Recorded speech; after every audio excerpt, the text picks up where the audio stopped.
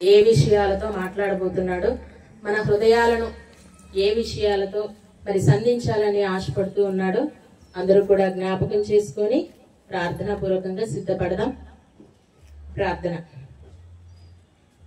సకల ఆశీర్వాదములకు కారణభూతుడవైన మా ప్రియ పరలోకపు కన్న తండ్రి, మీ ఘనమైన ఉన్నతమైన ప్రశస్తమైన పుణ్యనామమునకు స్తుతులు స్తోత్రములు స్తోత్రములు స్తోత్రములు తండ్రి.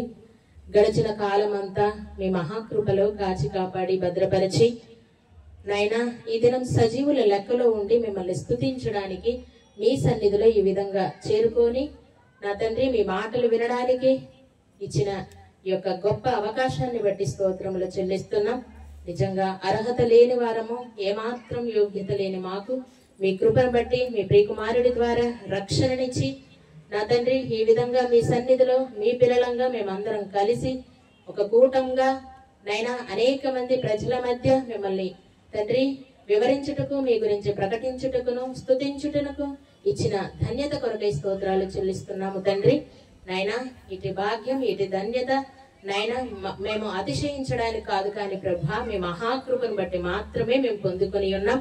మీ కృప చేత మాత్రమే మేము బ్రతికించబడుతున్నాం తండ్రి. ఇదిగోయ్యా నా తండ్రి, ఇదిగో మీ సన్నిధిలో పరోక్షంగా ఎప్పుడు కూడుకుంటూ ఉండేవాళ్ళం. ఈరోజు ప్రత్యక్షంగా మేమంతా కూడుకొని నైనా స్తుతిస్తూ ఉన్నాం. పాటల ద్వారా మీరు మహిమ పొంది ఉన్నారని మేము నమ్ముతున్నాం. అలాగే మీ లేఖనాల్లోకి మేము వెలుచుండగా మాతో మాట్లాడండి, మా జీవితాలను సరిచేయండి.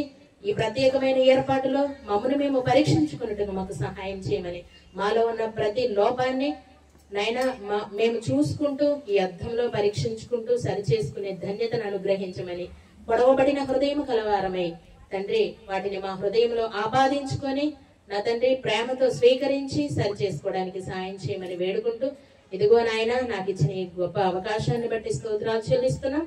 మీ నామానికి మహిమకరంగా మీ ఆత్మశక్తినిచ్చి నడిపించమని నజరేయుడైన యేసుక్రీస్తు వారి దివ్య నామముని ప్రార్థన సమర్పించి అడిగి వేడుకొనుచున్నాం తండ్రి.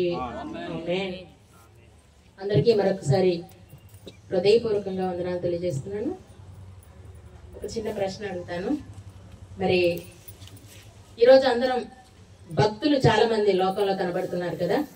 అది క్రైస్తవ్యంలోనే మాత్రమే కాదు, బయట కూడా చాలా మంది భక్తులు ఉంటారు తెలుసా. హిందువుల్లో చాలా మంది భక్తులు ఉంటారు, ముస్లింల్లో భక్తులు ఉంటారు, క్రిస్టియానిటీలో భక్తులు ఉంటారు. భక్తి ఎందుకు చేస్తాం? దేనికోసం చేస్తాం భక్తి? ఏమైనా ఆశించి చేస్తామా? దేన్నైనా నిరీక్షించి చేస్తామా? ఏదో కావాలనే తపన, తాపత్రయం. ఏంటది? స్వర్గం అనేది ఒకటి ఉంది, ఆ స్వర్గానికి నేను చేరుకోవాలనేది ఎవరిది? హిందువుల యొక్క ఒక నమ్మకం, ఆశ.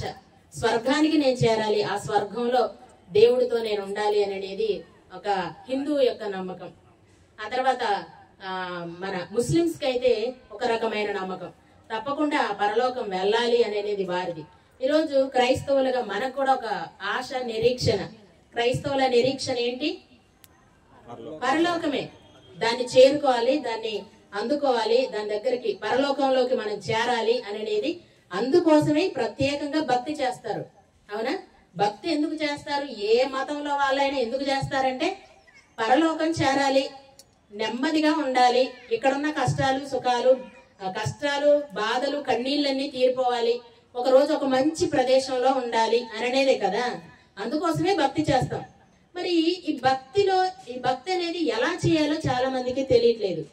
భక్తి అనేది అంటే ఆ పరలోకాన్ని స్వతంత్రించుకోవాలంటే ఏం చేయాలి అనేది చాలా మందికి తెలియట్లేదు. ఉదయాన్నే లేచి పూజలు చేస్తే మరి భక్తి అయిపోతుందా? పొద్దున్నే లేచి మడికట్టుకొని స్నానం చేసి చక్కగా పూజలు పురస్కారాలు చేసి ఆ తర్వాత మన ఇష్టం వచ్చినట్టు బ్రతికేస్తే భక్తి అవుతుందా? పోనీ క్రిస్టియానిటీలో చక్కగా లేచి ప్రార్థన చేసి బైబిల్ చదువుకొని ఆ తర్వాత మన ఇష్టం వచ్చినట్టు బ్రతికేస్తే భక్తి అయిపోతుందా? పరలోకం వస్తుందా?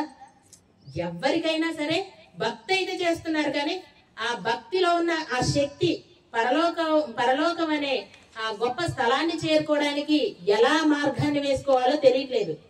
కొందరికి తెలిసినా, మరి ముఖ్యంగా మన క్రిస్టియానిటీలో తెలిసినా నిర్లక్ష్యం ఎక్కువ.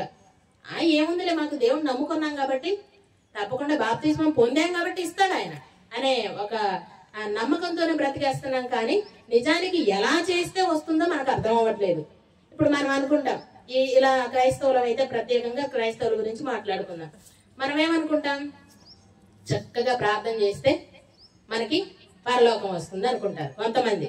అందరూ అన్నట్లే కొంతమంది చక్కగా పాటలు పాడితే పరలోకం వస్తుంది. నేను ఎవరు పాడట్లేదు కదా, నేనే పాడుతున్నాను కాబట్టి, మరి అందరిలాగా నేను లేను కాబట్టి నాకు పరలోకం వస్తుంది. నేను బాగా చెప్తాను కాబట్టి, నాలాగా ఎవరు చెప్పలేరు కాబట్టి నాకు పరలోకం వస్తుంది. ఇలా రకరకాలుగా ఎవరి ఆలోచనకు తగ్గట్టుగా వాళ్ళు బ్రతికేస్తూ నేను తప్పకుండా పరలోకం చేరుకుంటాననే ఒక భ్రమలో ఉన్నాం. అవునా? నిజంగా దేవుడు ఏమన్నాడు? ఇంకా లేకపోతే కొంతమంది ఏమంటారు, నేను దేవుడి మీదనే ఆధారపడుతున్నాను, దేవుడే నాకు సమస్తం అంటూ తమ ఇష్టం వచ్చినట్టు బ్రతికేస్తూ కూడా వాళ్ళు ఎప్పుడు వాళ్ళ నోటి నుంచి ఎప్పుడు ఆ దేవుడు మాటలే, అంటే అలాగ చెబితే చాలు ఇక పరలోకం వెళ్ళిపోతారు అని అనుకుంటారు. అంటే రకరకాలుగా క్రైస్తవుల మనసుల్లో ఉద్దేశాలు పెట్టుకొని మన పరలోకం వెళ్ళిపోతాం ఇంకా అని అనుకుంటున్నాం. కానీ దేవుడు ఏమన్నాడు? ఎలా చేస్తే భక్తి మీకు పరలోకం ఇస్తానన్నాడు? చూద్దాం ఒకసారి. ప్రభువైన యేసుక్రీస్తు ఈ భూమి మీదకి వచ్చినప్పుడు ఆయన చాలా అద్భుతమైన విషయాలు మాట్లాడారు.